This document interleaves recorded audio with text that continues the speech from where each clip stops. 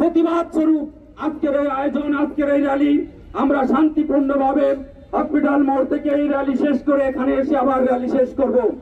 আমরা সজাগ থাকবো, প্রতিটা জায়গায়, প্রতিটা দেশে, প্রতিটা এলাকায় আমরা সজাগ থাকতো যে আল্লাহ এবং আল্লাহর রসুলকে কটূক্তি করার মাধ্যমে যদি কেউ দাম্ভিকতা দেখায়, সেই দাম্ভিকতা আমরা চূর্ণ বিচূর্ণ করে দেওয়ার জন্য আমাদের প্রতিবাদকে সোচ্চার রাখবো। এটা আমাদের ইমানি দায়িত্ব। এই ইমানি দায়িত্ব পালন করার জন্য আমরা এক পাও পিছু পা হব না, ঠিক তো? এক পাও পিছু পা হব না। এবং যারা এই ধরনের কার্যকলাপের সাথে জড়িত তাদেরকে হুঁশিয়ার করে বলতে চাই যে এটা ছোট্ট প্রতিবাদ নয়।